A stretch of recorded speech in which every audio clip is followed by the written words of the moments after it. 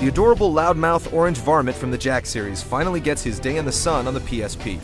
Although Daxter might seem like an average spin-off title, don't be surprised if you enjoy it more than the series that spawned it.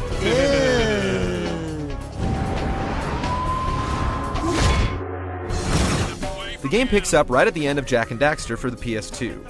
Jak is imprisoned and Daxter vows to rescue him. We know from Jak II that Daxter eventually completes this task 2 years later. Ding ding, third floor! So the idea is that players will see what Daxter was up to during that time.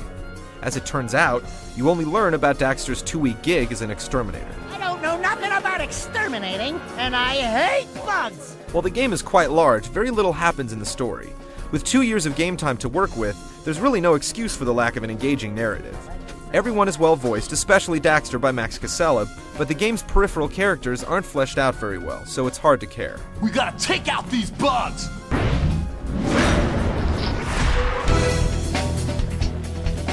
Most 3D platformers haven't exactly evolved over the last half-decade.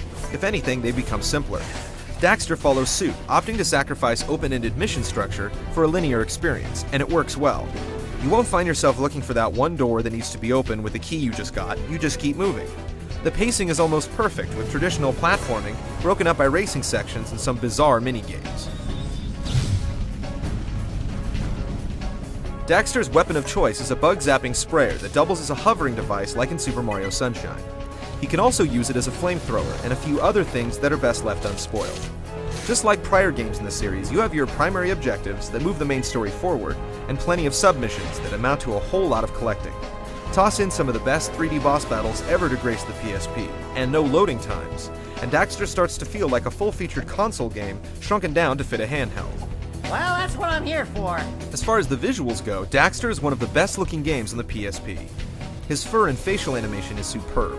You revisit a couple of levels multiple times, but the environments are massive and almost always unique.